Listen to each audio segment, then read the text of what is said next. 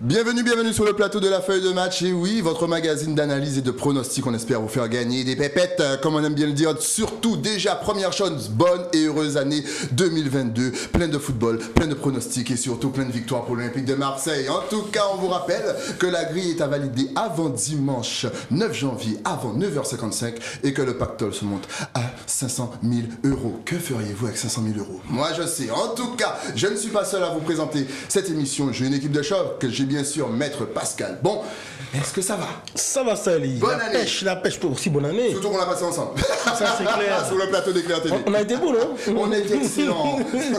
Donc, la joie de vivre encore pour 2022 et puis un peu de conscience parce qu'effectivement, on a des épreuves, mais on va pouvoir les surmonter. On est un peuple, je l'ai dit, de toute façon, on est un peuple de... Hein? On est vaillant, exactement. De Big D.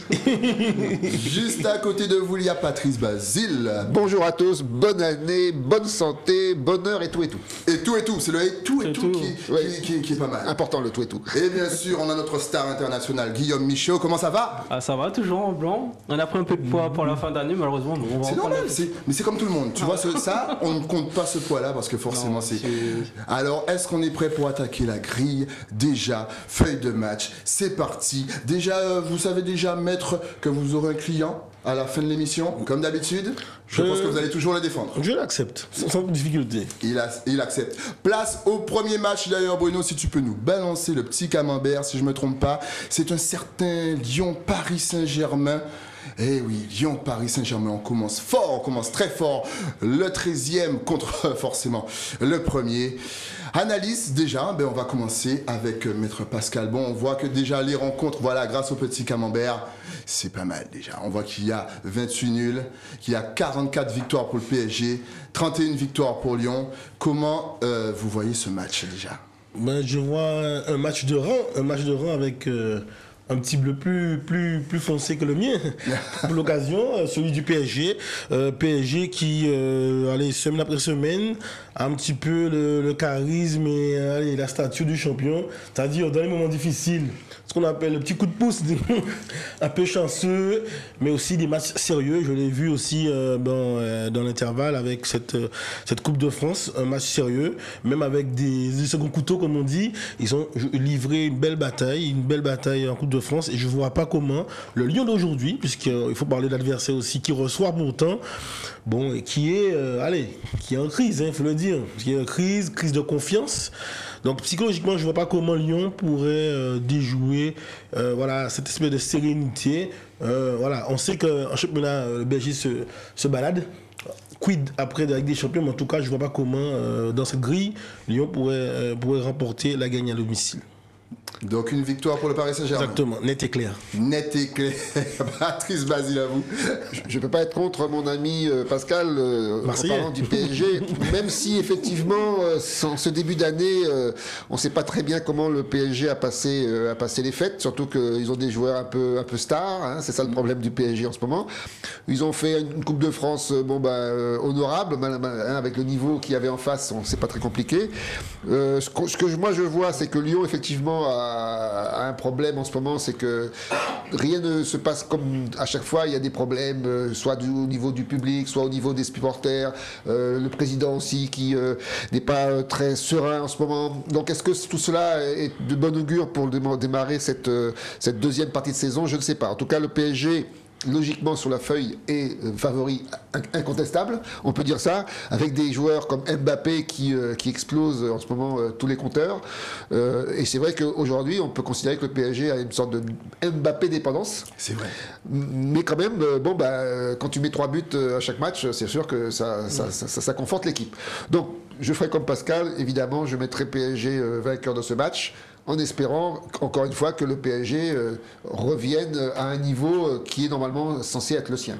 Ouais, très belle analyse, Guillaume Michaud. Alors moi, je dis attention à ce match-là. Hein. Voilà. On sort des fêtes. Les gars, ils sont allés en Argentine, au Brésil, retrouver leur famille. Ils ont fêté. Déjà, on ne sait pas s'ils reviennent. Souvent, c'est ça le problème avec Paris, c'est que souvent les gars reviennent avec 1 ou 2 jours de retard. Donc, on verra qui sera présent lors du match. Donc, attention sur ce point-là. Je ne sens pas qu'on verra un grand Paris. Mais par contre, de l'autre côté, je pense pas qu'on verra un grand Lyon non plus en fait. Mais justement, est-ce que Lyon ne peut pas profiter de ce match-là pour essayer de se relancer, pour effacer la crise? Est-ce que justement, ça peut pas être un tremplin pour Lyon? Alors c'est possible, hein, parce qu'effectivement, ils vont peut-être pas affronter le meilleur Paris, je pense. Mais après, ils ont tellement de petits trucs à gauche, à droite qui vont pas. C'est un assemblage de petites choses qui va pas Lyon. On pense à Shaqiri, nouveau joueur qui a pas fait ses preuves finalement, qui devait être une star. Boateng, c'est pareil. Voilà, il y a les problèmes de supporters, il y a le problème avec le directeur sportif, avec le président. Enfin, c'est beaucoup de petits problèmes qui, je pense que les joueurs, ils seront pas mentalement dans leur tête aptes à pouvoir faire cet exploit-là. Est-ce qu'il ne faut pas aussi aborder la question de la CAN? Il y a la question de la CAN, effectivement. Puisque Tonton Kambi et les autres, il y aura des absents de marque en début d'année. Je ne sais pas si c'est depuis ce week-end, mais en tout cas, normalement, la CAN, ça commence au Cameroun. Il y aura quelques joueurs. Surtout que Paris, je crois qu'il n'y aura que Gay à mon avis. Mais en tout cas, Lyon, et puis les comme Lens et compagnie. Deneyer est déjà absent. Voilà, c'est ça. Donc, Pierre Adélaïde aussi, je crois. Donc ça fait quand même deux. Et Paqueta n'est pas très en forme. Exact. Paqueta est en baisse de forme. Voilà. Par contre, Messi sera là avec un test négatif. Messi avec un test négatif. Il est arrivé avec un test négatif. Il est arrivé. Super. Donc il va bien marcher pendant 80 minutes. Je vous embête, amis parisiens. En tout cas, rendez-vous pour ce gros match. On espère vraiment que ça sera un gros match, qu'il n'y aura pas de débordement à gauche et à droite. On espère. Voilà, misez, selon nos experts, misez sur Paris. Paris pour moi, vous risquez vraiment de gagner quelque chose. On passe au prochain match qui, à l'époque aussi, était une grosse affiche. Nantes-Monaco. Est-ce que cette affiche tient toujours toutes ses promesses? On va même voir le petit camembert. N'hésite pas, Bruno, à balancer tout ça pour qu'on puisse voir ça. Exact. Et on commence avec Maître Pascal. Bon, n'hésitez pas, pendant que le camembert est à l'écran. Mais écoute, oui, c'est un match qu'on peut qualifier de nostalgique, mais c'est vrai qu'aujourd'hui, ça sera aussi pas mal un match intéressant parce qu'il sera ouvert parce que Nantes, ça va plutôt bien, voilà, par rapport à ce qu'ils ont comme effectif et par rapport au attachement que nous avons sur les valeurs sûres de l'entraîneur actuel. Mais on a aussi le choc, ce qu'on appelle du nouvel entraîneur. On a un nouvel entraîneur qui est arrivé le 2 janvier, Philippe Clément, donc il nous vient d'une belle équipe, FC Bruges, il a fait ses preuves là-bas. Il vient avec certainement peut-être le choc du nouvel arrivant, et peut-être les joueurs ont envie de se faire voir pour être sûr d'être parmi les titulaires dans les matchs d'après. Donc ça peut être un match intéressant, et donc je ne vois pas de match nul, parce que ce sont des équipes qui sont joueuses quand même. On sait aussi quelques petites lacunes dans la défense monégasque. Donc je ne vois pas un match nul, je vois plus une victoire, soit de Nantes à domicile qui se fait respecter, ou une belle victoire, histoire de rappeler un peu le panache de ces rencontres d'il y a quelques années de Monaco à l'extérieur. Exactement, on rappelle que c'est le 6e contre le 7e. Patrice Basile, votre analyse? Oui, le 6e contre le 7e, mais deux équipes qui ont un beau football. Ouais. Nantes, depuis le début de la saison, nous a régalé avec ses attaques très, très efficaces, avec un jeu flamboyant que je trouve très intéressant. Et Monaco, qui a eu du mal à démarrer cette saison, mais qui commence à trouver une certaine carburation, on va dire, avec des joueurs qui sont quand même avec un effectif quand même assez pléthorique, heureusement. Et puis un Ben Yedder qui explose devant en claquant but sur but. Donc je pense que ça va être un match très, très incisif, qui va être un match qui va peut-être nous réserver des surprises. Il y aura probablement pas mal de buts, parce que ce sont des équipes offensives. N'oublions pas que Monaco vient de battre Rennes, quand même, qui était une équipe qui était restée invaincue, je pense, au moins 14 matchs. Et puis Nantes, voilà, qui nous gratifie régulièrement de superbes matchs avec beaucoup de buts. Donc, je pense que ça peut être un match intéressant. Alors, au niveau du pronostic, c'est compliqué. Allez, je donnerai un petit avantage à Monaco, parce que nouvel entraîneur, parce qu'une équipe quand même maintenant qui commence à bien trouver ses marques, et peut-être que Nantes aura du mal face à cette offensive monégasque qui commence à devenir de plus en plus efficace. Exactement, nouvel entraîneur, ça joue beaucoup souvent. Guillaume Michaud, analyse. Moi je pense que ça va changer effectivement. On avait un entraîneur chez Monaco un peu strict, ferme, et je pense que ça, relationnellement avec les joueurs, ça n'a pas dû bien se passer. Et là, donc on a un changement d'entraîneur. Ils n'étaient pas forcément très mal classés, on regarde, ils étaient 6e et on change d'entraîneur. Donc le message aux joueurs, c'est quand même, les gars, 6e, c'est pas suffisant et il faut se bouger pour aller chercher les places européennes, 4e, 3e, 2e en fait. Donc moi je m'attends une grosse réaction des joueurs déjà, parce que les gars, on sent je pense qu'ils seront motivés. Puis de l'autre côté à Nantes, c'est une très bonne équipe, on aura un beau match. Mais ils ont perdu Moses Simon, qui était un joueur nigérien. Enfin, c'est un joueur nigérien qui apportait beaucoup au milieu de terrain à Nantes. C'était un peu le moteur de l'équipe, moi je trouve. Et Je pense que ça fera défaut pour ce match-là. Je vois Monaco l'emporter, vu qu'ils sont assez costauds à l'extérieur en plus. Une petite pièce sur Monaco. Eh oui, en tout cas, ce match qui va nous replonger dans les années 90, 2000, ça fait toujours du bien. On vous rappelle bien sûr aussi que vous avez... Et oui, l'application, la feuille de match. Donc n'hésitez pas, téléchargement. Et puis encore, tu sais, vous pouvez gagner de l'argent, ça mange pas de pain. On passe au prochain match, Montpellier 3. Ça paraît facile, Maître Bond. Qu'est-ce que vous en dites? En tout cas, il n'y a que les chiffres des fois qui changent, puisqu'on est passé de 2021 à 2022. Mais moi, je reste sur la super dynamique, à mon sens, qui a été confirmée par les premiers pas de Montpellier. Parce que gagner Strasbourg en coupe, avec un but dès la 20e minute, c'est pas à 85e minute à peu près on va souffrir. C'est d'entrée, je me fais respecter à domicile. Et donc, après un 4-0 à Angers, on les a laissés le 22 décembre avec l'Armada, hein, moi j'ai toujours dit, Savanier, Mavi Didi. Et un petit nouveau qui est en train de marquer des points, c'est justement celui qui a marqué samedi ou dimanche, Richtich. Qui avait marqué aussi contre Angers. Donc on a une équipe de Montpellier qui, à mon sens, devrait l'emporter à domicile face à une modeste équipe de 3. Alors je vais peut-être me déjuger par rapport à mes propos et mes arguments de tout à l'heure, puisqu'on a aussi l'arrivée d'un nouvel entraîneur. Donc on a le choc du nouvel entraîneur normalement. Avec Clément, on a Irles qui est arrivé, notre petit chouchou de la coupe, avec Quevilly. Quand j'ai vu cette petite c'est ce petit blond avec... je connais cette petite barbichette. Et oui, c'est le mec de Quevilly qui fait toujours des prouesses en coupe. Et puis là, 3 a décidé de lui faire confiance. Et donc c'est un beau challenge. Donc ils vont arriver peut-être avec ce petit côté fun, mais je ne pense pas que ça suffira face à une équipe non plus très très structurée. Et voilà. Mais ce sera un match peut-être intéressant à voir quand même. Peut-être qu'il y aura une réaction de 3, un 3-2 ou un 4-2, mais je reste quand même sur Montpellier, victoire à domicile. Et oui, on rappelle que c'est le 5e contre le 16e. Donc effectivement, c'est vrai que la balance peut pencher du côté de Montpellier. Je suis obligatoirement d'accord avec Maître Bon, puisque Montpellier, quand on voit l'attaque dont il dispose face à une équipe de 3 qui aujourd'hui est d'ailleurs un surnom, je crois que c'est les 3 points assurés chez la 3. Excellent. Donc on peut dire que, sans trop se tromper, malgré effectivement l'arrivée d'un entraîneur miracle, Montpellier, quand on voit effectivement des Savanier, les Mabedidi, qui sont toujours très efficaces, surtout à la maison, surtout chez eux. Bon, sur ce match-là, je pense qu'il n'y a pas photo, Montpellier à 100%. Excellent, voilà 2 pièces sur Montpellier. On peut voir aussi le petit camembert Bruno pendant qu'on interroge monsieur Guillaume Michaud. Eh oui, 6 victoires de 3, 8, c'est assez serré quand même pour Montpellier. Et pour 7 matchs nuls, comme quoi c'est assez serré. Bien. Rendez-vous ce week-end. Eh oui. Ouais, on pourrait se dire que 3 a une bonne chance de l'emporter. Exactement. Mais après, sur l'effectif en lui-même, clairement 3 est inférieur à Montpellier, on va pas se mentir. Le classement le reflète assez facilement. Et en plus, je parlais de l'effet changement d'entraîneur pour Monaco, je pense que ça peut déclencher quelque chose. Je pense que chez 3, ça peut être l'inverse. Parce qu'on a un entraîneur qui était en Ligue 2 avec l'équipe, avec les joueurs, et qui a fait monter l'équipe en Ligue 1 quand même, et qui était quand même respecté. Et aujourd'hui, même à 3, je pense qu'il y a des joueurs qui doivent se dire mais pourquoi on a licencié un gars, on est 6e, on a notre place, on n'est pas relégable en fait, on fait le taf, on vire l'entraîneur. Donc je pense que ça va tourner un peu dans la tête des Troyens et je pense pas que ce soit bénéfique ce changement d'entraîneur. Donc je ne vois pas l'emporter, je les vois même s'incliner face à ce grand Montpellier. Et ouais, comme quoi souvent le changement d'entraîneur ne donne pas le résultat escompté. En tout cas on enchaîne avec Clermont-Reims. Là encore ça peut être un match surprise. Un match surprise mais... un des matchs bof de... Allez, je coupe l'homme sous le pied à mon ami Patrice. Même Michel va mettre un nul là-dessus, c'est sûr. Voilà, on a 2 équipes mal à point. Ouais.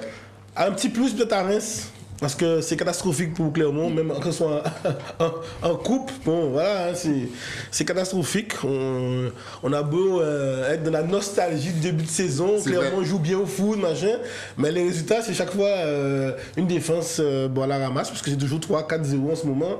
Donc ça donne pas, je pense, si je veux, les éléments de psychologique pour pouvoir se faire respecter face à une équipe de Reims qui fait un peu l'ascension. Des fois, il y a un peu hein. On a la dent dure aussi, parce qu'il y en a aussi, des fois, nous déjouent nos pronostics. Hein. C'est ça. On les voit à terre et puis ils nous font un bon match. Après, ils nous font un match très bof. Donc là, peut-être qu'il faut qu'ils nous surprennent et qu'ils nous confirment sur cette grille qu'ils peuvent remporter à l'extérieur face à Clermont. Bon, ben oui, effectivement. Match bof par définition. Mais il y a plusieurs raisons à ça. D'abord, effectivement, les deux équipes ont quand même une excuse. Hein. C'est que d'abord Clermont, que moi je trouve toujours, j'aime bien Clermont, c'est comme ça depuis le début. Mais là, en plus, on leur a enlevé tous leurs joueurs puis ils partent à la CAN. Ils n'ont que des Africains, donc ils partent tous à la CAN. Donc ils vont se retrouver avec une équipe de N2, je suppose, contre Reims, qui aussi a perdu des joueurs. Même Ekitike, qui est leur meilleur attaquant, est suspendu. Donc on va se retrouver avec un match de niveau Ligue 2. Voilà. Alors, donc là maintenant, moi je pense que le seul résultat possible pour moi c'est nul. Hein, parce que nul à tous les niveaux. Hein, parce que c'est un match vraiment le plus match bof de tous les matchs bof. Les supporters apprécieront. Pour voir le nombre de victoires et de défaites, est-ce qu'on peut quand même voir le petit camembert, histoire de voir ce que ça donne? C'est là qu'il n'y a que des matchs nuls. Donc, nous, on a quand même 10 victoires pour Reims, 9 pour Clermont, et effectivement 8 matchs nuls. Donc c'est vrai que ça ne se tient à rien du tout. Le match, rien ne va plus, c'est vraiment le titre parfait. Tout ce que je voudrais rajouter simplement, c'est que grâce à ça, peut-être qu'on va pouvoir voir jouer notre compatriote Jean Daltel, qui jusqu'à présent était plutôt sur le banc, et je pense que l'absence de ses joueurs clés, il va pouvoir quand même disputer ses 90 minutes. Excellent. Guillaume Michaud. Que rajouter Bof. Il a pris les mots que j'allais dire. Le match bof. Il a dit bof. Ça risque de faire un 0-0. Ça, on peut parier. Si vous voulez prendre un pari qui rapporte de l'argent, tentez le 0-0. 0-0. Ça peut le direct. faire, ouais, je pense. Les gars. Voilà, je pense qu'il y aura des meilleurs matchs à la même heure. Donc voilà. Je ne peux pas en dire plus. Passons au foot maintenant. Plaçons. C'est vrai qu'on parle quand même du 15e contre le 14e. Bon voilà, on va pas s'éterniser sur ce match, mais en tout cas, effectivement, vous pourrez zapper pour voir un autre match. On passe directement à Metz-Strasbourg. Oui, on est à l'est de l'est, l'est au carré. Match compliqué à pronostiquer parce qu'on a quand même Strasbourg qui a été un peu entravé, on va dire, sur cette belle dynamique laissée en 2021. Et puis, il y a du mieux chez Metz aussi. Mais ça fait, allez, c'était Lyon en face, mais quand même, il fallait le faire. Ils ont fait un bon match nul, en tout cas en 2021, en fin d'année, face à Metz, face à Lyon. Et donc, je vois les débats plutôt équilibrés, parce que je pense que la formule, on se le sait, à partir du moment où on est sur un plus ou moins derby, on joue deux fois mieux face à son voisin que celui qui est à l'autre bout de la terre. Et peut-être que les Messins vont se décupler à domicile face à Strasbourg, mais je vois une petite victoire au forceps quand même de Strasbourg par rapport à son effectif, par rapport aussi ceux qui ont pu regarder un peu, documenter le 11 mondial par rapport à l'équipe type de la Ligue 1. On a 2 joueurs de Strasbourg qui figurent dans le milieu de terrain parce qu'on sent bien que match après match, il y a une stabilité sur le rendement de ces joueurs-là. Donc petit avantage pour moi à Strasbourg, à l'extérieur, une victoire de Strasbourg. Patrick, vas-y. Si on avait été en 45, ça aurait été un match de la Bundesliga. C'est vrai ça. Mais il n'a pas tort. Attention, on n'aurait pas l'Alsace, la Lorraine.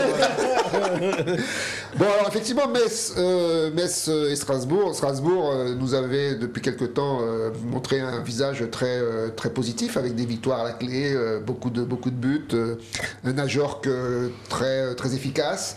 Et Metz qui tirait la jambe, si on peut dire, et qui essaye de ne pas retomber en Ligue 2. Donc voilà, c'est apparemment un match qui peut être déséquilibré, mais c'est vrai que Strasbourg, depuis quelque temps, patinait un peu.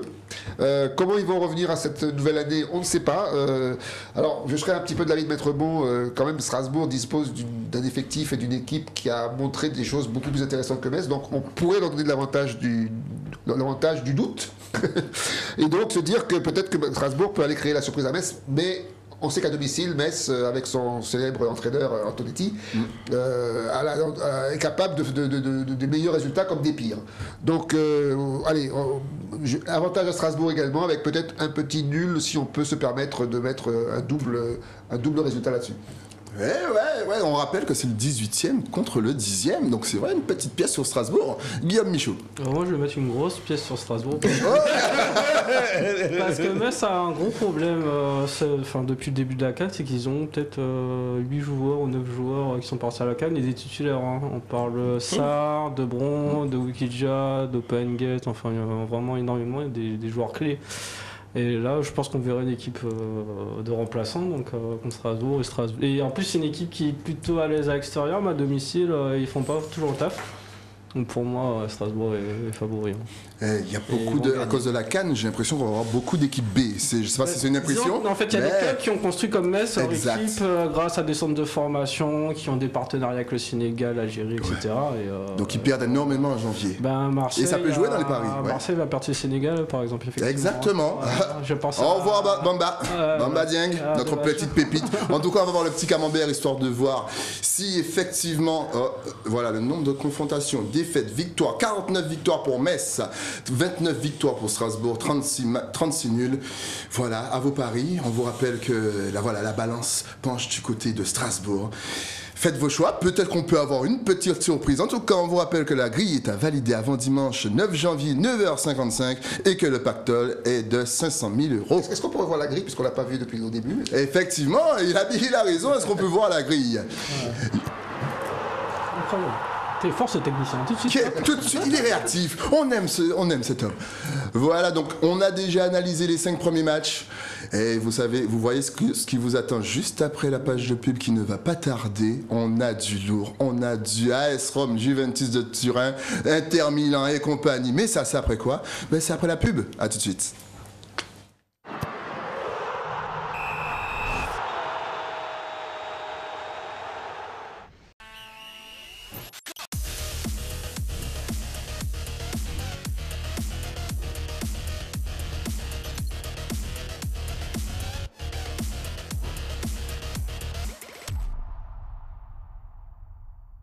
Vous êtes de retour sur le plateau de la feuille de match. Et oui, votre magazine d'analyse et de pronostics, bien entendu. On est toujours bien entouré avec Maître Pascal. Bon, est-ce que ça va toujours? Toujours, ça va. On a Patrice Basile. Est-ce qu'on est en forme? Très en forme. Guillaume Michaud, est-ce que ça va? Ah, ils sont chauds. Ils sont chauds. Pourquoi? Parce que on va analyser des choses. On va partir en Italie. On va analyser des matchs de fou. On va vous remettre la grille pour que vous puissiez voir qu'est-ce qu'on a au programme. Et on va commencer. Le temps, bien sûr, de vous rappeler que la grille est à valider avant dimanche 9 janvier, 9h55, que le pactole s'élève à 500 000 € et que pour vous aider aussi, vous avez l'application, la feuille de match. Tout de suite, donc, direction Italie, avec un des matchs quand même assez fou, AS Rome, Juventus de Turin. Là encore, ça nous replonge dans les années 90-2000. Les amis, ça c'était une affiche de fou. Est-ce qu'en 2022, c'est toujours le cas? On a envie de dire que oui et non. C'est-à-dire que sur le papier, c'est une belle affiche, mais au vu du début du championnat, enfin, milieu de championnat, le rapport semble déséquilibré parce qu'on a une AS Roma en crise. Malgré la bonne volonté de notre cher Mourinho, par exemple, AS Roma aussi va beaucoup trinquer par rapport à ses absents pour la CAN, mais aussi par rapport il y a des blessés. Il y a un problème de Covid aussi, des tests positifs. Donc c'est une équipe qui est un petit peu moribonde en ce moment alors qu'elle tutoyait la 3e place. Et là, elle est revenue à un rang beaucoup plus habituel dans les 7e du classement, alors qu'on a une Juventus qui est en pleine bourre et qui revient fort. Et on a aussi une journée de championnat qui est intermédiaire. Cette semaine, donc je vois que c'est aujourd'hui, ce jeudi, où les organismes seront mis à rude épreuve et des matchs. Quand même, parce que Juventus, avant de rencontrer AS Roma, ils reçoivent aujourd'hui le Napoli. AS Roma, c'est le Milan AC. Donc je ne sais pas dans quelle disposition physique, je ne sais pas comment ils ont pu programmer ce début de championnat, mais on n'a que des grosses affiches. Et il y aura des grincements dedans, il y aura des résultats un peu étonnants, parce que là, je pense que c'est le physique qui va le prendre sur la technique. Mais en tout cas, sous l'influx psychologique, la réalité du classement, je vois quand même un avantage à la Juve. Je l'ai dit parce qu'il y a une belle dynamique, ils sont remontés, là ils sont quasiment 3e, ils sont pas loin ils vont arriver pas loin du Milan, je pense, d'ici quelques semaines et de l'Inter. Donc pour moi, victoire à l'extérieur de la Juve, ou bien peut-être une réaction d'orgueil, mais je sens quand même, tactiquement parlant, que ça va être compliqué pour l'AS Roma. Ok, on rappelle que c'est le 6e contre le 5e. Patrice Basile. Oui, c'est le 6e contre le 5e, et donc du coup, c'est extrêmement compliqué à pronostiquer ce match. C'est pour ça que moi j'ai préféré mettre mon triple là-dessus, parce que on ne sait jamais ce qui peut se passer. C'est vrai que Maître Bon a raison, Rome en ce moment n'est pas au top, mais quand même, on sait que c'est des équipes qui sont capables du meilleur, encore une fois, comme du pire. D'un autre côté, vous avez la Juventus de Turin qui a retrouvé depuis quelque temps un certain volume de jeu, avec des gens comme des joueurs comme Keane, ex-parisien, qui d'ailleurs nous manque beaucoup à Paris. Petit message personnel. Voilà, et qui fait le bonheur en ce moment de la Juventus de Turin, et avec une équipe effectivement qui tourne bien, avec des Dybala, des Morata, qui mettent leur petit but tranquillement. Donc oui, je serais un peu d'accord avec Maître Bon sur le fait que Juventus a peut-être l'avantage sur ce match, mais encore une fois, en Italie, on est toujours surpris par des résultats incroyables. Donc moi j'ai pris mes précautions, mais ceux qui veulent, je dirais, voter sur un résultat unique, je leur conseille de mettre quand même la pièce sur la Juventus de Turin, parce que c'est quand même une valeur sûre. Justement, est-ce qu'on peut voir le petit camembert, histoire de voir le passif des deux équipes, la ville éternelle contre la vieille dame, voir un petit peu le nombre de défaites, de victoires entre la Juventus de Turin et l'AS Rome. On n'imagine pas, mais 78 victoires pour la Juventus de Turin quand même. L'AS Rome en a seulement 38 et 49 matchs nuls. Guillaume, qu'en penses-tu? C'est vrai qu'on oublie souvent que la Juve, c'est le club le plus titré en Italie. Et puis ça rappelle des bons souvenirs, je parlais des années 99-2000, c'était la dernière année du cycle de la Roma. À l'époque, c'était Totti contre Del Piero. C'était beau. Et il vous parle de Del Piero, il vous parle même pas de Roberto Baggio. C'était là. Et là vous vous demandez quel âge j'ai. Question. Et puis maintenant, c'est plus Tammy Abraham contre Alvaro Morata, donc le niveau a quand même un petit peu baissé, on va pas se mentir. Mais après, donc la Juve était vraiment derrière au début de championnat. Donc ils ont remonté, et là ils ont dépassé la Roma, et je pense que dès que la Roma est dans le rétro, à mon avis, ils vont plus jamais les revoir. La Juve, c'est une équipe qui vise clairement les premières places, et la Roma, c'est une équipe qui est un peu jouer 4e, 5e place, et donc voilà. Et en plus, comme j'aime pas Mourinho, ça me fait une deuxième bonne raison de ne pas avoir la Roma gagnante. Et la Juve, équipe sérieuse, toujours, on va dire, professionnelle, qui va rentrer des fêtes, et je pense qu'ils seront là. Mais qui va rentrer des fêtes, ils ont pas fêté du tout d'ailleurs. Donc tout le monde mis sur la Juve. Voilà, vous avez le conseil de nos experts. On vous a dit que la deuxième partie de cette émission sera très lourde. On enchaîne directement avec Inter de Milan, Lazio de Rome, les amis. Le premier contre le 8e. Ouh là là. Est-ce que la victoire est déjà écrite pour le premier ou pas du tout? À mon sens, oui. À mon sens, oui, pour plusieurs raisons. La Lazio, même si on connaît très bien, on ne cesse d'encenser les attaquants qui ont fait les beaux jours de la Coupe d'Europe, Immobilier, enfin les autres. La Lazio, c'est un peu moyen en défense, c'est un peu moyen dans les résultats. Ils sortent de matchs nuls 3 partout et d'une défaite. Enfin, je crois que c'est une défaite, une victoire contre Venezia, mais bon, c'est pas conséquent, c'est pas, on va dire, un match référence. Donc face à une Inter qui marche super bien, on a Dumfries qui s'est réveillé, maintenant il peut prendre le relais à tous les étages, ça se passe bien en même temps pour l'Inter.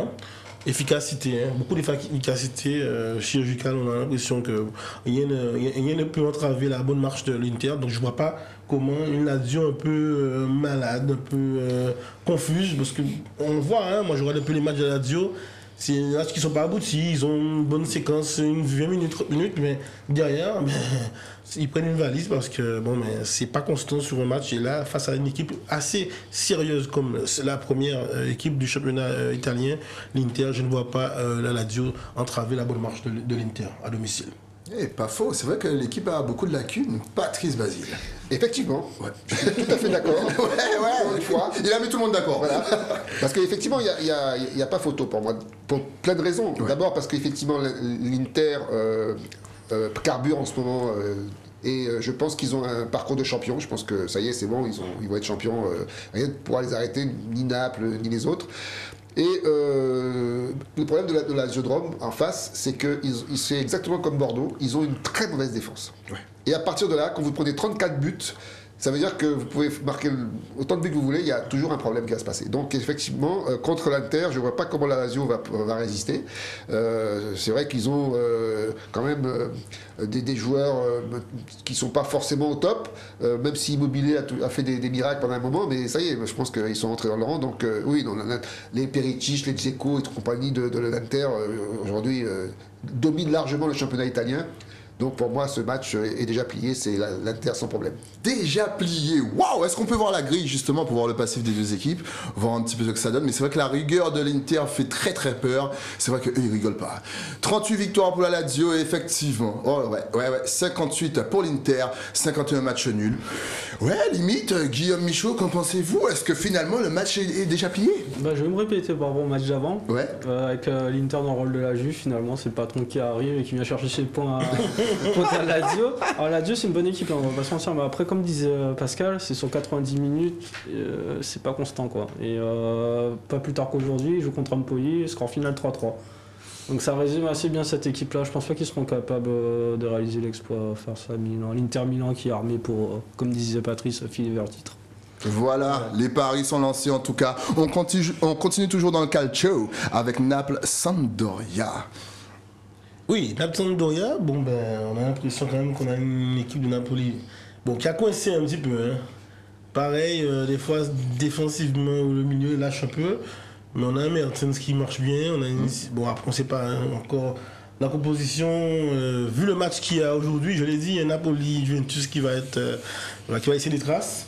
Normalement, voilà, en fonction d'une confirmation ou d'une belle victoire face à la Juve aujourd'hui, peut-être que les gars ont à cœur de pouvoir confirmer face à une modeste Sampdoria. Donc, on sait aussi que, comme Sassuolo, ça fait partie des équipes qui peuvent gêner un peu. Hein. Alors s'ils tiennent un peu une demi-heure, 45 minutes, ils peuvent troubler un peu les résultats. Mais si Napoli développe son jeu comme il sait le faire avec Di Lorenzo, il y a des gars qui jouent bien au Napoli. Troisième avec 39 points, normalement ça devrait le faire à domicile. Donc j'ai mis une victoire. Voilà. On ne peut pas mettre par couverture partielle partout. Là, il faut quand même compter sur le Napoli pour gagner à domicile. Là, ça, par contre, c'est un match compliqué, effectivement, parce que Naples a bien géré son championnat jusqu'à ces derniers matchs-là. Ils étaient leaders devant les plus grands.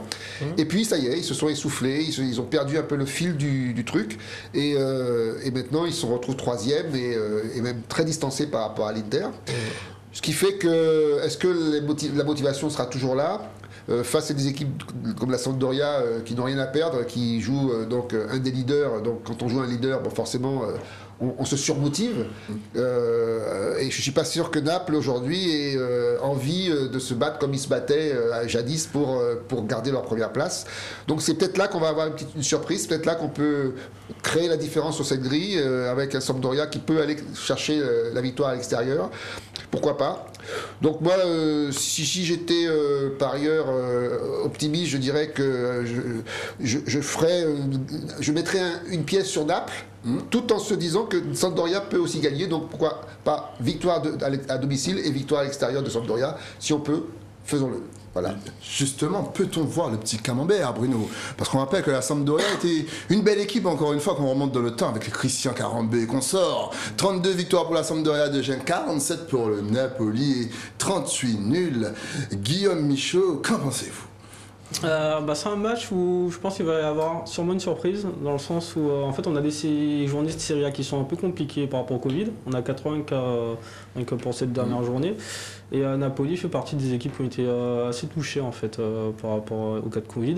Donc en plus ça peut évoluer jusqu'à ce week-end. Et donc là-dessus, j'ai pas pris de risque. Je me suis dit peut-être qu'ils vont arriver avec une équipe complètement décimée. En plus ils jouent la Juve en milieu de semaine. Donc j'ai mis mon triple. Comme ça, je suis tranquille et je dors sous mes 2 oreilles. Ok. Et c'est compliqué de parier aujourd'hui. Il y a le Covid, il y a la canne, il y a les blessures, il y a les fêtes. Quand même, petit conseil aux parieurs, attendez un peu, enfin, ne faites pas votre pari une semaine avant parce que peut-être qu'il y a des matchs qui vont être déprogrammés. Voilà. Faux. Voilà. Donc, En tout cas, on vous rappelle encore une fois que la grille est à valider avant dimanche 9 janvier 9h55 et que le pactole pour vous faire rêver est de 700 000 €. Plus d'aide, c'est simple, l'application, la feuille de match. On va passer au prochain match, toujours dans le calcio, Genoa Spezia Calcio. Et oui, on commence avec Maître Bon. Oui, donc ça a l'air comme ça d'être un match bof de championnat italien, parce qu'on a 2 matchs classés. 2 matchs classés, bon, ils sont séparés, même pas, je crois même... 5 points quand même. Le 18e contre le 17e. 5 points, mais 5 bon. points. Pourtant, bon, c'est vrai qu'au niveau des joueurs, on connaît plus, en plus les joueurs du Genoa, on a des joueurs connus, mais c'est vrai que moi j'aime bien voir, on a vu, hein, chaque fois ils m'ont fait plaisir. La Spezia, ils ont croqué des gros. Depuis le début, même s'ils sont 17e, ils ont quand même fait mal. Et j'aime bien la manière dont ils jouent. Donc je vois quand même, dans ce duel de mal classés, hein, c'est peu de le dire, 17e contre 18e, une victoire à l'extérieur de la Spezia. Comme on dit, peut-être dans le duo, peut-être, mais je vois pas la Genoa l'emporter à domicile. Je vois la Spezia qui a 5 points de plus, confirmer la distance et garder, peut-être remonter, grappiller quelques points pour sauver sa saison. Patrice Basile. Bon ben là on a à nouveau un match bof. Mais ça s'est senti, hein. La façon dont Maître Bon parlait, tu sens que ça c'est le bof-bof, le deuxième bof-bof. Un match bof pour plein de raisons, effectivement. Bon, on a le 18e contre le 17e, on a des équipes qui prennent beaucoup de buts, qui restent vraiment des équipes vraiment de bas de tableau. Difficile de sortir de ça un favori. Alors pourquoi pas ne pas pronostiquer un nul? Parce que finalement, sur ce genre de match, c'est un peu ce qui se passe. Soit on se retrouve avec des 1-1, des 2-2, rarement des 3-3, parce que bon, faut pas non plus déconner. Mais en fait, on a des matchs souvent qui sont un peu insipides, c'est pour ça qu'on appelle ça des matchs bof d'ailleurs. Alors si on doit en sortir un, peut-être que effectivement la Genoa a plus à gagner que la Spezia qui prend vraiment beaucoup de buts. Ça c'est quasiment une équipe qui prend le plus de buts en Italie. Et moi en tout cas je mettrais match nul. Mais si quelqu'un veut mettre un résultat supplémentaire, alors il peut effectivement envisager que le Genoa puisse gagner ce match. Mais j'y crois pas trop. On va aider les téléspectateurs, on va mettre le petit camembert histoire de vous aider à avoir une idée sous ce bof-bof match. Et effectivement, mais même le camembert, il est bof-bof. Hein. 3 matchs gagnés pour le Genoa, un match seulement pour Spezia et bien sûr 2 matchs nuls. Voilà, mais qui sait, il peut nous surprendre. Guillaume Michaud, ce match peut nous surprendre. Fais-nous rêver. Il faut faire des statistiques, surtout lorsqu'on n'a que 6 échantillons. Exactement. Statistiquement, c'est pas très C'est cher. pas... Oh, On fait joli. un peu de maths aujourd'hui. Mais non, c'est vrai que c'est 2 équipes qu'on regarde très peu le week-end, on va pas se mentir. La Spezia, c'est qu'ils ont fait quelques coups, ils ont gagné 4 matchs depuis le début de saison, Genoa un seul. Donc je sais pas, ils gagnent une fois tous les ans quoi en fait. Hein. Donc moi je ne vois pas gagner cette fois-là et puis je vois plutôt le match nul. Ou alors la Spezia là qui arrive en forme et qui arrive à mettre des buts parce qu'ils sont quand même assez performants devant même s'ils prennent beaucoup de buts. Donc pourquoi pas, sur un malentendu. Sur un malentendu. Quelle merveilleuse façon de terminer ce tour de table avec cette phrase. Sur un malentendu. En tout cas, direction la Bundesliga maintenant. Et oui, direction l'Allemagne avec notre prochain match Hertha Berlin, Cologne. Maître Bon, quelle analyse sur ce match? Alors, sur ce match-là, c'est encore un match compliqué à pronostiquer. Parce que moi je retiens de bons résultats. Alors un peu plus lointain pour l'Hertha, mais il a croqué les gros, hein, il nous a fait mal à nos pronostics. Une équipe qui va peut-être recevoir, bon j'anticipe un peu sur la plaidoirie, on va voir peut-être le renfort de nouvel entraîneur, mais une équipe qui marche bien quand même avec ce qu'ils ont. Bon, qui attendait le Hertha peut-être à la 11e place avec 21 points. Et il y en a aussi une équipe en face qui marche fort hein, avec Anthony Modeste, en tout cas récemment en tout cas. Avant c'était un peu compliqué, mais sur le mois de décembre, on a aussi Cologne qui fonctionne très très bien et pas forcément face à des Modestes ou des plus petits qu'eux. Et ils ont aussi 25 points, donc le 8e contre le 11e, match très très compliqué. Bon, fallait faire un choix, comme je dis, on ne peut pas mettre des doubles partout. J'aime bien le petit jeu de l'Hertha. Donc pour moi, malgré le chauvinisme autour de Modeste, j'ai quand même mis une pépite sur l'Hertha à domicile. Entre deux équipes qui se valent un peu et qui aiment bien croquer les gros quand ils sont entre eux, mais peut-être qu'ils sont moins gourmands et il va falloir que l'Hertha puisse faire valoir à domicile son beau jeu. faire valoir son beau jeu. Est-ce qu'on peut voir le petit camembert encore une fois, toujours pour aider nos téléspectateurs, sinon pas encore télécharger l'application La Feuille de Match. On a 29 victoires pour Cologne, 25 pour le Hertha et 14 nuls. Qu'en pensez-vous, Patrice Basile?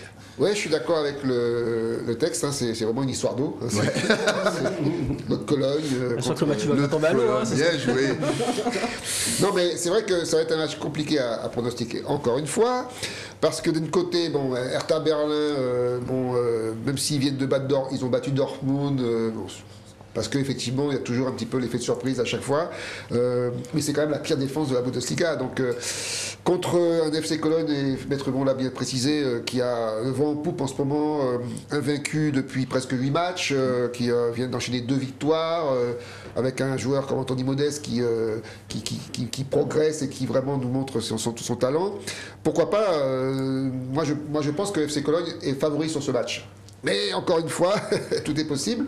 Donc moi, en tant que parieur, je vais prendre Cologne, je vais le mettre vainqueur, en sachant que, encore une fois, il n'y a rien d'écrit sur ce match.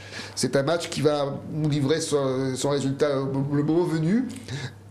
On est aujourd'hui capable de dire que simplement ça va être un match compliqué pour les deux équipes et que ça va peut-être se jouer sur un petit détail, voilà. Mais Cologne peut gagner. Sur un petit détail, là je me tourne vers le fan numéro 1 de la Bundesliga, il adore. Tous les week-ends il est branché sur le championnat allemand, Guillaume Michaud. Oui, parce que le championnat allemand, le savez-vous, c'est le championnat où il y a le moins de matchs nuls. Hey, parmi les 5 principaux. Donc là-dessus, souvent quand il y a des matchs en Allemagne, parce que souvent il y en a peut-être 1 ou 2 par grille, j'ai tendance à mettre mon double, victoire à domicile, victoire à extérieur. Là je vais pas changer, je vais garder cette stratégie là parce que je pense qu'elle est gagnante. D'un côté on a un Berlin qui prend beaucoup de buts mais qui sont marqués, mais d'un autre côté ils vont perdre l'un de leurs attaquants, Stéphane Piontek, le Polonais qui est un serial buteur, et puis on va voir en Cologne, c'est pas trop non plus. Ils ont réussi à faire des exploits contre le Bayern, ils ont battu le Bayern, je sais pas si vous vous en souvenez. Donc comme pourquoi quoi, rien pas n'est possible, pourquoi pas. Voilà. Donc il va y avoir des buts et une des deux équipes va l'emporter pour moi. Va y avoir des buts en tout cas, moi je vous rappelle, regardez la Bundesliga, c'est un des plus beaux championnats, en tout cas on va rebalancer la grille juste avant la page pub afin de vous dire qu'on va aller du côté de l'Espagne. Et oui, tout à l'heure, des matchs à analyser. On vous rappelle aussi que la grille est à valider avant le dimanche 9h55, que le pactole encore une fois est de 500 000 €. La grille va arriver bientôt, on compte sur Bruno. En tout cas, je peux déjà vous dire qu'on aura du Osasuna, qu'on aura du FC Séville, qu'on aura du Retafe, qu'on aura de l'Atlético Madrid. Et ouais, c'est ce qui vous attend dans la troisième partie, sans oublier, bien entendu, la plaidoirie de Pascal Bon. Bref, le temps d'aller prendre un petit peu d'eau, d'aller prendre des pop-corn, et on se retrouve juste après la pub. À tout de suite.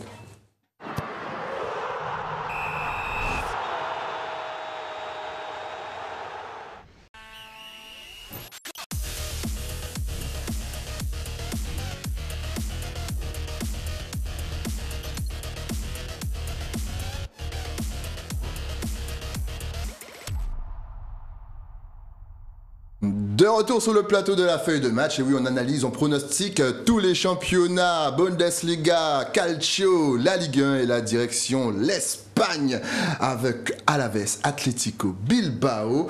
Un match qui peut nous faire saliver. Très certainement, parce que si vous vous souvenez de mes propos en décembre, je vous avais un peu introduit les Williams version foot. Et là, on a trouvé un petit milieu de terrain entre-temps qui se dit « Ah bon, il faut parler de moi aussi ». Alors, je n'arrive pas encore à prononcer, puisque c'est Oyas Cecento, on dit comme ça, qui fait les beaux jours de Bilbao. Donc, ils jouent très très bien. Moi, je reste sur le 3-2 face au Betis. Betis, voilà, et bien, ils ont confirmé aussi. Là encore, ils ont laminé Sasuna récemment. Face à l'une des équipes 3 points à la veste relégable qui n'arrive pas, hein, mais ils marquent parfois, mais ils n'arrivent pas. S'ils en mettent 2, ils en prennent 4, ils en prennent 5. Non, je vois pas à la veste, même à domicile, face à une équipe qui est structurée. Moi, je vois, hein, ils ont même les défaites, contre le Real, c'était 2-1 pour Bilbao. Il a fallu que Benzema marque à la 4e et à la 7e minute pour pouvoir calmer un peu, parce que Bilbao joue très bien au ballon. Barcelone a souffert. Barcelone aussi, c'est une des défaites de Barcelone ancienne version. Moi je vois une victoire tout de même de Bilbao. Ce sera un beau match. Un beau match déséquilibré, mais ce sera un beau match entre le 10e et le 18e. Voilà. Et comme le titre le dit, peut-être que les cages d'Alaves seront encore les journées portes ouvertes. Et c'est vrai que Bilbao, c'est une équipe qui a la hargne. Patrice Basile. Oui, sans aucun doute, Bilbao est une équipe qui est rafraîchissante. Ça. Exact. Parce qu'elle est agréable à voir jouer aussi. Ça nous rappelle un peu notre Strasbourg à nous. Mais ils ont quand même une très mauvaise défense. Hein. C'est l'avant-dernière défense du championnat. Alors, c'est ça le problème. Quand on a une équipe comme ça qui a des très mauvaises défenses, ça veut dire que tout peut se passer. Porte ouverte pour tout le monde. Hein. Deportivo Alavés, bon, c'est pas le top non plus. Mais quand on joue pour son maintien, on est forcément un peu plus motivé. Et aujourd'hui, qu'est-ce que Bilbao a allé chercher? Pas grand-chose. Alors qu'à Alavés, il faut qu'il se sauve. Donc peut-être que c'est vers là qu'il faut aller pour trouver la petite surprise de cette grille, ou peut-être Alavés peut créer la surprise de ce début d'année, surprendre Bilbao, malgré ses frères Williams, effectivement, qui font la une. Mais non, moi, en tant que parieur, si je veux prendre un petit risque, là, je mettrai une pièce sur Alavés, parce que, encore une fois, Bilbao, même si c'est une équipe qui est rafraîchissante, qui est offensive, tout ce qu'on veut, mais quand on a pris autant de buts en temps de match, c'est compliqué. Il n'y a que Retafe qui a fait le pire. Alors, vous voyez. Non, allez, je mettrai Alavés ou Bilbao, si j'ai la possibilité de le faire. Ou alors je mets carrément Alavés pour prendre le risque et me dire, bon, là, c'est gris, il faut prendre un risque là-dessus. Il faut prendre un risque. Qui sait? Le risque peut être payant. Peut-on voir le petit camembert, histoire d'aider un petit peu nos téléspectateurs et nos parieurs? L'historique des rencontres, 17 victoires, effectivement, pour Bilbao. Alavés en compte 6 et 8 matchs nuls. Guillaume, quelle est ton analyse sur tout ça? Les statistiques avec Bilbao, c'est souvent trompeur parce qu'ils ont eu une domination, ou quasi-domination entre les années 50 et 70, on va dire, derrière le Barça et le Real. Exact. Et c'est vrai que si on ramène ça aux dernières années, c'est un bon club, mais c'est pas forcément l'équipe qui joue avec des champions chaque année. Ceci dit, cette année, ils sont à 27 points. Le quatrième, c'est Atlético Madrid. Ils sont à 32 points, donc il y a quand même 5 points d'écart. Donc c'est une équipe quand même qui peut encore, je pense, malgré tout, jouer l'Europe. Et ils sont quand même en retard, je pense, sur ce qu'ils avaient prévu. 10e, c'est pas vraiment terrible. Donc je les vois bien se motiver. J'aime bien les frères Williams dont on parlait. J'espère qu'ils auront un film aussi avec Will Smith dans une dizaine, une vingtaine d'années. Le père qui les entraînait les deux, eh oui. Apparemment, il a bien kiffé le film, King Williams. Il est pas mal. Hein. Il est pas mal. Enfin, on va parler de foot, mais... Ben voilà, non, on vous donne une petite page cinéma aussi, si ça peut servir, si ça peut vous aider, pourquoi pas. Voilà, donc je les vois gagnants, et puis j'espère qu'ils marqueront, ça fera plaisir. C'est bien à voir la famille. C'est bien. C'est bien de revoir la famille. En tout cas, on enchaîne avec Osasuna Cadix. Et oui, Maître Bon, comment voyez-vous ce match? Bon, mais il faut toujours un match bof de chaque championnat. C'est ça. Non, il faut un bof dans chaque partie. Bon. Par contre, ce match, sérieusement pour nous, par ailleurs, c'est extrêmement compliqué. Extrêmement compliqué parce que... D'où le hachikachi. Aïe, aïe, aïe. Aïe aïe pour nous. Parce qu'on a une équipe de Sasuna. Bon, je suis resté sous la belle. Ils avaient fait une belle confrontation face au Barça encore en mi-décembre. Il y a donc Torres qui joue là-bas, il y a Kike Barra et Avila, donc 3 attaquants qui sont assez intéressants à avoir joué. Mais ça n'a pas suffi puisqu'ils ont encore perdu en coupe aujourd'hui. Je sais pas. Cadix pareil, Cadix, voilà, si on va son rang, 14 points, on dirait que le rapport serait déséquilibré en faveur de Sasuna. Et en même temps, j'ai l'impression quand même que Cadix est plus en verbe psychologiquement en ce moment. Malgré tout, eux, ils ont gagné aujourd'hui en Coupe du Roi. La Sasuna a perdu contre Riron, je crois, donc c'est quand même pas terrible. C'est pas une équipe qui n'est pas en Liga. Donc, je sais pas, dans quelle disposition psychologique à domicile, je vois donc peut-être soit un match nul, ou soit une victoire, allez, petit risque, victoire extérieure de Cadix. Malgré tout, malgré mon attachement aux attaquants de Sasuna. Ok, c'est noté. Peut-être le petit camembert encore une fois pour aider nos parieurs. Peut-être que ça peut aider toujours de voir l'historique des rencontres entre les deux équipes. Voilà, 15 victoires pour Osasuna, 3 pour Cadiz, 12 matchs nuls. C'est vrai que Osasuna, la balance penche du côté d'Osasuna. Patrice Basile.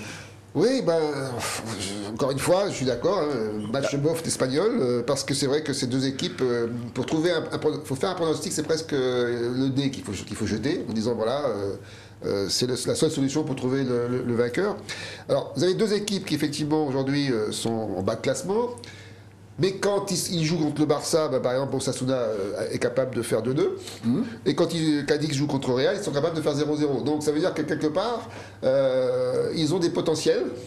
Mais c'est vraiment un coup je marque, un coup je marque pas, un coup je joue bien, un coup je joue pas bien. Donc moi sur ce match, le seul pronostic que je peux faire c'est nul, évidemment. Mais sachant quand même que quand on joue chez soi, donc Osasuna joue à domicile, il y a toujours un petit avantage. Donc moi je dirais que prenons le risque de mettre Osasuna vainqueur parce qu'ils jouent chez eux et que la différence entre les deux équipes est tellement faible qu'il suffit peut-être de ce petit détail pour créer la différence. Voilà. Et ouais, qui sait? Peut-être que ça se joue à un détail, Guillaume Michaud. C'est exactement ce que je pense. Un match qui va se jouer à un détail. Petit avantage à Osasuna qui reçoit, effectivement. Ils sont un peu plus armés, je pense aussi. Ce qu'a dit, c'est un premier, si je m'abuse. Donc dur, en sachant que c'est des équipes qui nous ont fait perdre un peu d'argent en plus la semaine dernière. Voilà, donc dur. Je peux pas mettre mon triple là-dessus. Donc j'ai fait sauter le nul et je me suis dit peut-être que Osasuna, peut-être Cadiz. Et je sens bien le petit 1-0 sur une petite action, la seule action du match. Sur un malentendu? Ouais, on va dire ça, voilà, mais il n'y aura pas beaucoup d'occasions, je pense pas. Ok, en tout cas c'est noté, on va passer directement au prochain match puisque je sens que ce match il vous emballe comme une trottinette dans une montée. Alors on passe à FC Séville, Retafe. Voilà. Ah, c'est mieux. Stanley, j'ai envie de dire qu'en off, je l'ai dit à tous ceux qui veulent l'entendre, c'est une grillade d'ombré. Là encore, j'adore. Là encore, mais ça donne du panache pour celui qui va remporter le pactole. Une équipe, on a une équipe sévillane qui est un dauphin. Malgré, moi j'ai vu qu'ils ont donné en Coupe d'Europe face à Lille. Enfin, des fois, ils ont des matchs un peu brouillons. Ils ont des talents individuels certains. Mais voilà, des fois je trouve qu'ils passent à côté du coche. Et malgré tout, ils se retrouvent tranquillement dauphin du Real Madrid. Et en face, on a une équipe qui a douché le Real Madrid cette année, avec un certain Unial qui joue très bien le coup et qui ont gagné. Ils ont marqué en début de match. On a eu les rafales de cross de tout le monde. Ils ont tenu le coup. C'est ça. Face au Real. Donc attention à Sévillans, comme je dis, quand ils sont brouillons. Ne pas laisser trop d'espace à l'attaque de Retafe parce qu'ils vont se faire peut-être doucher aussi à domicile. Donc normalement je vois quand même une victoire à domicile du Séville parce qu'on sent bien aussi de l'autre côté que voilà aussi dans le dur ils arrivent à marquer en deuxième partie de match. Souvent, il s'est passé l'orage, ils arrivent à marquer, l'emporter. Donc peut-être une belle finition de Séville à domicile.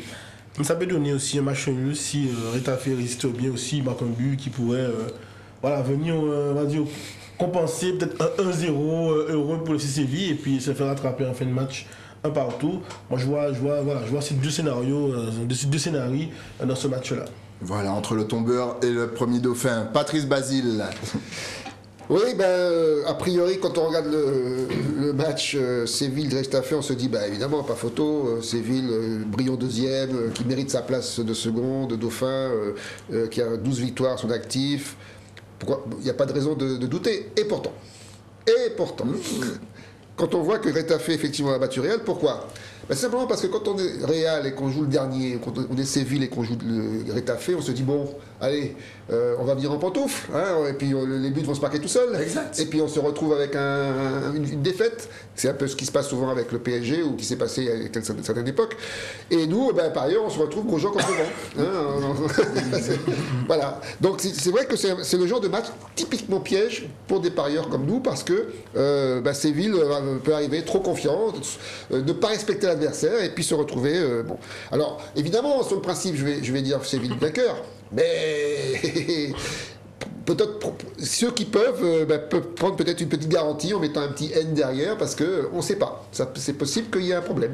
Ah, vous avez 2 conseils de faire attention à Retafe. Retafe profite des faiblesses. Est-ce qu'on peut voir justement le petit camembert, histoire de voir l'historique des rencontres entre les 2 équipes, toujours pour aider nos amis parieurs. 13 victoires pour Retafe, 17 pour Séville, 6 matchs nuls. Guillaume Michaud, analyse, pronostic, c'est parti. C'est parti. C'est parti. Au niveau Séville, en fait, il n'y a pas photo en termes de classement, de points, d'effectifs et même d'historique. Séville est favori, il n'y a pas de doute. Après, ce qui va leur manquer, c'est 3 joueurs, 3 Marocains qui sont partis à la CAN, dont 2 joueurs clés, le gardien Bounou et leur attaquant Nessiri. Donc c'est là où je pense que ça peut faire quelque chose qui est un peu inattendu au final. Donc je vais attendre des Séville, victoire à domicile, pas de problème, mais Retafe, attention, effectivement ils ont fait mieux qu'approcher Real Madrid, ils ont battu. Mais c'était le Real et Retafe, je sais pas si tout le monde le sait, mais c'est la banlieue de Madrid en fait. Donc finalement c'est un derby, peut-être que ça peut jouer aussi sur leur mental. Exact. Voilà. Donc nul c'est possible, mais plutôt victoire de Séville sinon. C'est compliqué parce qu'on a envie de parier Séville, mais c'est vrai que Retafe nous met le doute, on ne sait pas. En tout cas, on enchaîne avec un gros match, forcément Villarreal, Atlético Madrid. Je sais pas pourquoi, mais je le sens bien ce match. Maître Boul. Mais Styli, moi j'ai gardé ma couverture complète pour ce match-là. Ok. Et pour cause. Premièrement, on a un Villarreal en pleine bourre. C'est à base de 3 à 4-0. Je pense que la Real Sociedad s'en souvient. Après, ils se sont fait plaisir contre Levante et Alaves, justement, on en parlait tout à l'heure. Mon impression que, en tout cas, c'est pas le sous-marin qui coule, c'est le sous-marin qui fait couler. Qui fait couler. On a Moreno, Gérard Moreno qui est au top. Ça joue bien. On a Diar. Ça joue très très bien au ballon. Et en face aussi, on a une équipe un peu dans le dur en ce moment. On sait comment, on connaît les valeurs de Simeone et de son équipe. Bon, ils sont un peu toujours un peu dans le dur. Ils sont costauds, mais pas forcément prolifiques dans l'attaque. Il faut chaque fois soit un exploit individuel, de nos attaquants qu'on connaît. Bon, on a une petite crise, je ne sais pas ce qui se passe autour de celui qui était au Barça là. Non, l'autre. Suarez. Ah oui, Suarez, est-ce qu'il est en partance ou pas? Bon là, il y a un Mercato aussi qui a l'impression qu'il veut un peu tourner la tête.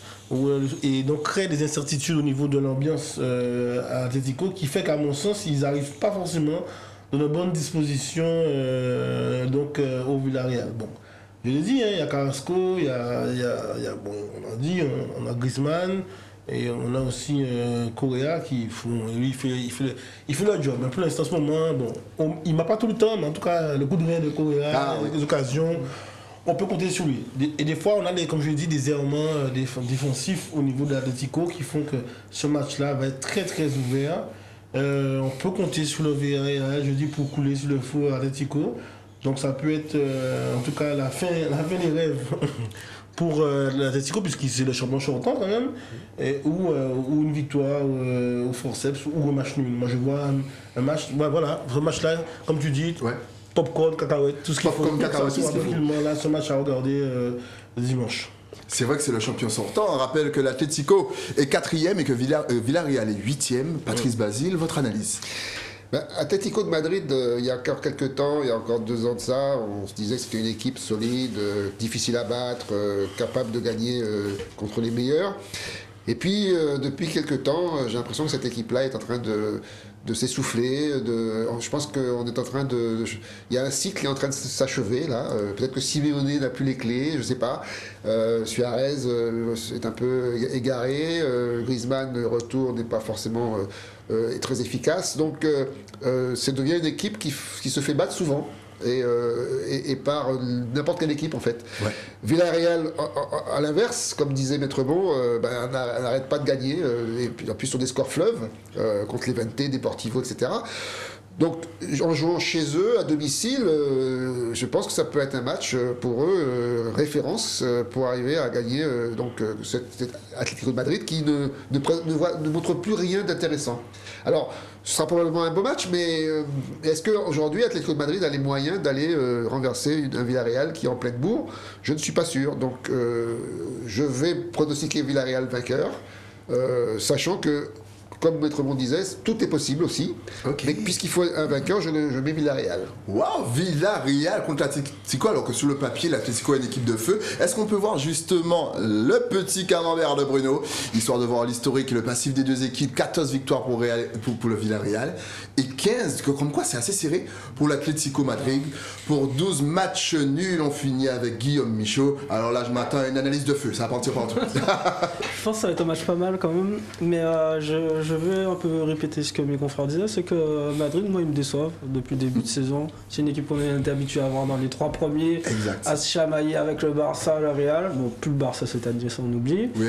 Donc il reste que le Real, mais là, voilà, ils luttent pas tellement avec le Real, ils ont affronté, ils se sont fait défaire, donc c'est pas une équipe qui m'impressionne, on va dire. Et Villarreal, on en parlait, il y a des 7-0, des 5-1.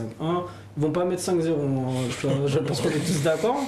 Et je pense justement, comme Simeone sait que les gars ils mettent début, Mourinho il enchaîne, il va arriver avec le bus et il va essayer d'avoir le 0-0, c'est ce qu'il va faire. Le bus, c'est vrai. Ah. Mais en même temps, c'est un gagnant, c'est un challenger. Est-ce qu'il va mettre le bus? Ah, s'il peut mettre le but à la 92e c'est minute, vrai. il va pas se priver. Sachant qu'ils adorent faire ça. Ils Le but à adorent faire 90e ça. minute, ça c'est leur truc. Ça c'est leur kiff. Après Villarreal est quand même, je pense, à assez de matière. Ouais. Pouvoir aussi marquer, donc voilà. J'ai mis le match nul à la base et puis je vais suivre un peu le conseil des autres aussi, victoire de Villarreal et si on retrouve l'Atlético qui ne nous a pas convaincus, c'est ce qui va se passer. Ouais. Et comme quoi le Villarreal à la cote, en tout cas c'est un match à ne pas louper, je pense qu'il y aura pas mal de buts. En tout cas c'est l'heure de parole à la défense avec Maître Bon, le président de Monaco, licenciement abusif pendant le petit jingle. Merci Bruno. Maître Bon, que plaidez-vous? Est-ce que vous acceptez l'affaire? J'accepte l'affaire et je plaide une peine mixte. D'accord. Ok. Voilà. La parole est à vous. Oui, donc vous, téléspectateurs, c'est-à-dire vous êtes les conseillers coup de mots d'un jour, parce qu'il s'agit d'un litige social entre un employeur, donc l'AS Monaco, sa gouvernance, et puis l'entraîneur qu'on s'est habitué à voir depuis le 16 juillet 2020, Niko Kovac, un joueur que j'ai suivi, j'ai bien aimé en tant que joueur, parce qu'il était milieu de terrain avec son frère, qui jouait aussi en sélection et qui jouait dans pas mal de clubs allemands, puisqu'il est croate, mais il a la nationalité allemande aussi, hein, Kovac, parce qu'il est né en Allemagne, tout en étant croate, et donc il a fait les beaux jours de pas mal de clubs, comme par hasard, de la Bundesliga. Donc on a cet entraîneur qu'on s'est habitué à voir, on dit, tiré à la tête aux épingles, sa petite chemise blanche, plutôt beau gosse pour un mec de 50 ans. 50 ans. Et puis, donc, le contexte, c'est quoi? C'est qu'on accuse la gouvernance de Monaco de l'avoir licencié de façon abusive. Donc, quand je dis peine mixte, parce que si on s'arrête au licenciement, on dirait non coupable. Maintenant, si on dit abusif, je n'ai qu'à rappeler le contexte. Je pense que chacun a dû se réveiller en se disant au détour, je ne fais pas de pub pour des boissons alcoolisées, mais bon, la gueule de bois, on se réveille le premier et puis on apprend que, tranquillement, brutalement, soudainement, il n'est pas forcément, en tout cas sous les médias, remis en cause dans son poste. On voit Niko Kovac remercié. Et puis, à l'heure où on parle, on a déjà, next, c'est-à-dire qu'on parle déjà on loue déjà les services d'un entraîneur, donc Clément, qui est arrivé, comme s'il était déjà attendu pas mal de temps. Il pousse la porte du Kovac, tout de suite Clément rentre et signe. Voilà, nous, en tout cas, en tant que supporters, joueurs, et je dirais même, les joueurs même de Monaco n'étaient pas au courant, ils l'ont appris par les réseaux sociaux. Donc je pense que voilà, ce sont des éléments qui vont peut-être pouvoir permettre d'aborder l'aspect abusif. Mais en tout cas, sur le licenciement, j'ai envie de dire que, bien évidemment, au détour de ce qu'on avait vu arriver, puisqu'il faut repartir sur, je l'ai dit, juillet 2020, il y avait ce nombre de... Bien évidemment, quand on est un employeur, il y a la question de savoir sur quels sont les objectifs qu'on se fixe à leur arrivée. Et donc, quand on licencie parce qu'on n'est pas satisfait, soit par rapport aux objectifs qu'on s'était fixés, soit par rapport aux attentes, par rapport aux qualités professionnelles intrinsèques de l'employé. Et donc, Nikovac, pourquoi on avait passé beaucoup d'espoir en lui? Parce qu'il avait quand même un bilan intéressant en tant que sélectionneur de la Croatie. Et puis, c'était quand même le champion de la Bundesliga avec une belle équipe du Bayern de Munich en 2019. Et avant ça, il avait été style un peu comme Pascal Saint-Etienne. Il avait sauvé l'Eintracht Francfort de la relégation. Et dans la même année, en sauvant, ils avaient gagné la Coupe d'Allemagne face à qui? Face au Bayern. Donc je pense que ça a dû contribuer au fait qu'il soit recruté au Bayern l'année d'après. Donc voilà, il avait une success story qui faisait que ça a dû donc séduire les dirigeants. Les dirigeants, il faut les identifier. Aujourd'hui, ce qu'on connaît, c'est on a découvert Monsieur Mitchell, Monsieur Mitchell, qui est le nouveau directeur sportif. Voilà, on ne connaissait pas, il vient d'arriver et c'est lui qui fait le show. Paul Mitchell. Et nous, on connaissait plus donc le vice-président, monsieur Oleg Petrov, connu derrière l'oligarque qui est l'actionnaire majoritaire de Monaco. Donc on a des dirigeants, je l'ai dit, qui ont remercié, peut-être par rapport à l'argument numéro 1 qu'ils ont avancé et qui peut-être peut satisfaire un peu l'origine de ce licenciement, c'est bien évidemment le fait que le bilan est quand même mitigé. On a quand même pour Kovac donc une première année qui est plutôt élogieuse.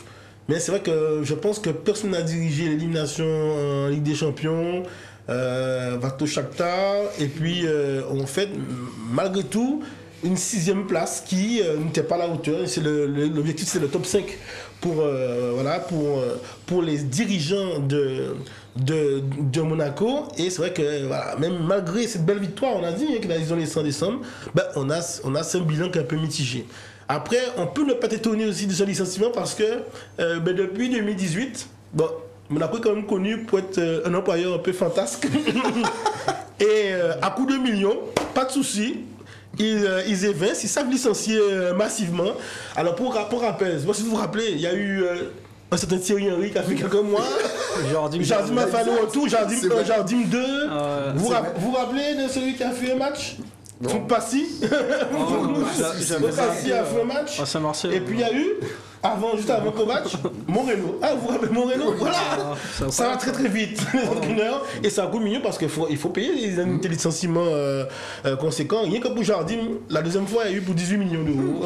Alors, pas de souci sur le licenciement. Et on va dire, voilà, ce sont des dirigeants qui soient exigeants. Un petit peu comme l'était Kovac en tant qu'entraîneur, et c'est vrai que au motif du licenciement, on peut retenir aussi, puisqu'il a même fait ses excuses en partant, il était perçu comme un peu légionnaire militaire, il était assez sec, dur, très très dur, exigeant avec ses joueurs, et c'est vrai que la corde s'était plus ou moins cassée avec les grands leaders du vestiaire comme Ben Yedder. Et je crois même d'autres leaders. C'était un peu compliqué, c'était tendu dans les vestiaires malgré les résultats. Et je pense que, eux, ils ont tranché. Comme je dis, peut-être qu'en interne, il y avait cette espèce de décision déjà assise avec le recrutement de nouveaux joueurs. Maintenant, là, on peut être mitigé et dire que la peine elle est peut-être un peu plus conséquente pour les dirigeants, c'est sur la manière. Je l'ai dit, encore une fois, premier élément, Kovac qui... convoque ses joueurs, première séance d'entraînement. Je ne sais pas si vous imaginez. Il vient, il prépare pour la Coupe de France. Et à la fin d'entraînement, il apprend, il y a eu un entretien, mais il apprend. Et ses joueurs apprennent par les réseaux sociaux que leur entraîneur n'est plus celui de l'AS Monaco. Il y a cette manière un petit cavalier qui subsiste. Licenciement après licenciement, comme je l'ai dit. Ils ont pas donc cette espèce de tact de manière. Donc, pour moi, ce sont des circonstances vexatoires qui peuvent effectivement rendre la culpabilité vraie sur le caractère donc abusif parce que quelque part il faut aussi peut-être que Monaco aussi accepte aussi de donner du temps. Ils ont problème de temps à leur entraîneur. On a un entraîneur qui peut-être aurait pu continuer, et et je crois que Guillaume l'a dit, on était à 2 ou 3 points entre le 6e et le second. Si l'objectif c'est dans le top 5, il n'y avait pas le feu en tout cas. Un 1er janvier, je l'ai dit, tout le monde reçoit des étrennes. Kovac, ça a été, il a été traîné. Le traîné dans la boue. Donc, pour moi, les circonstances sont vexatoires. Et je finirai quand même par être rassuré en disant, malgré les indemnités qu'il peut avoir, on peut compter sur, je l'ai dit, c'est un peu ce qui se dit, sur un nouveau banc très très rapidement aussi pour Niko Kovac. Il est annoncé normalement à l'Hertha Berlin pour pouvoir consolider cette place et pouvoir, lui qui a été joueur là-bas, pouvoir peut-être ici, c'est justement ce club-là, comme il sait le faire ailleurs, à un meilleur. En tout cas, l'histoire se finit un peu, comme on dit, un peu un autre boudin. Un autre boudin. Un peu la gueule de bois, moi je trouve. C'est pas élégant. Donc, même s'ils sont de l'Est, de l'extrême Est, il faudrait que ce dirigeant et cette gouvernance de Monaco apprennent même si c'est justifié, à peut-être se séparer de l'entraîneur dans de meilleures conditions. Eh oui, êtes-vous d'accord avec Maître Bon? En tout cas, n'hésitez pas à réagir sur les réseaux sociaux en commentaire, juste en bas là, juste sous ce live. On va tout simplement tranquillement se revoir à la grille afin de rappeler les pronostics de nos experts sur le plateau. On vous rappelle qu'il y a énormément de gros chocs. Voilà, déjà on a commencé avec le championnat français, le Lyon-Paris Saint-Germain. Vous cochez 2 pour Nantes Monaco. Vous cochez 2 aussi pour Montpellier 3. Vous cochez 1 pour Clermont Reims, notre match bof. Vous cochez N et 2 pour Metz Strasbourg. Vous cochez 2 pour AS Rome Juventus de Turin. Allez, la triplette 1 N et 2 pour l'Inter Milan Lazio de Rome 1 et 2 pour Naples Sampdoria. Vous cochez le 1 et le N pour Genoa Spezia Calcio. Vous cochez le N et le 2 pour l'Hertha Berlin contre Cologne. Vous cochez le 1 pour Alaves contre l'Atlético de Madrid. Vous cochez le 2 pour Osasuna Cadix. Vous cochez le 1 pour Séville contre Retafe. Toujours le 1 et le dernier match Villarreal Atlético de Madrid 1 et 2. Voilà, on vous rappelle que la grille est à valider avant dimanche 9 janvier 9h57, que le pactole est de 500 000 € et que si vous avez des doutes, n'hésitez pas à télécharger l'application La Feuille de Match. Encore une fois, ce fut un réel plaisir pour moi d'animer encore une fois cette émission de pronostics avec vous, chère équipe. J'espère vous revoir, qui sait, au mois de janvier ou au mois de février. C'est toujours un plaisir. Peut-être que Ronnie sera de retour, sinon ça sera moi, sinon ça sera une autre personne, ça sera Bruno, qui sait, il connaît bien le foot maintenant. Je vous laisse peut-être dire au revoir à nos téléspectateurs. Oui, Sally, moi j'aimerais quand même terminer sur 2 bonnes notes. La première note, c'était un match pour moi qui aime le football. Le match Chelsea-Liverpool, c'était extraordinaire. Il y avait du niveau, il y avait de la technicité, il y avait de l'engagement, tout ce qu'on aime au foot. Et puis, je voulais soulever aussi le fair play. Il y a quelque chose qui relève du caractère allemand que je ne m'explique pas ailleurs. C'est ce fameux match encore Offenheim contre Bayern de Munich où voilà, il y a des affiches, il y a des banderoles inacceptables dans les gradins. Et le match est arrêté. Et quand le match a repris, puisqu'il fallait finir, il y avait une douzaine de minutes, une quinzaine de minutes, les gars ont fait la passe à 10 entre les deux équipes en attendant la fin du match avec fair play. Moi, juste extraordinaire. Chapeau bas, les deux présidents sont venus parler aux supporters. Voilà, moi je dis, voilà, il faudrait que là ça aille faire un petit stage en Allemagne.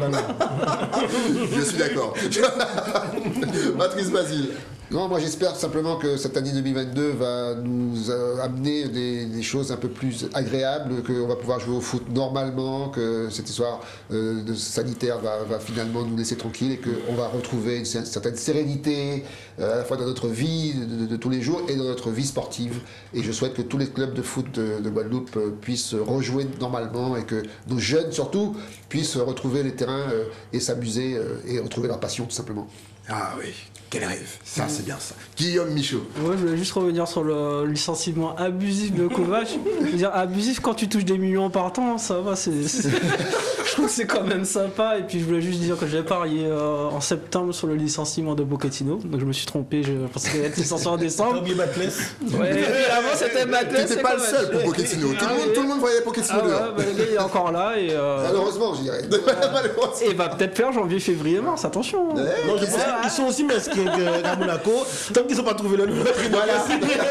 Allez, Zizou, signe, Zizou, vas-y. Non, les gars, non, on va se calmer. Là, c'est l'euphorie du début d'année. Zidane est Marseillais, s'il vous plaît, respectez Marseille. Les gars, merci à tous et puis on se retrouve la semaine prochaine. On se retrouve, comme l'a dit Patrice Basile, on rêve de rejouer au football, de regarder nos matchs en toute sérénité. Bonne année 2022, plus de paris, plus d'analyses, plus de ballons ronds, toujours sur Éclair TV. À la semaine prochaine.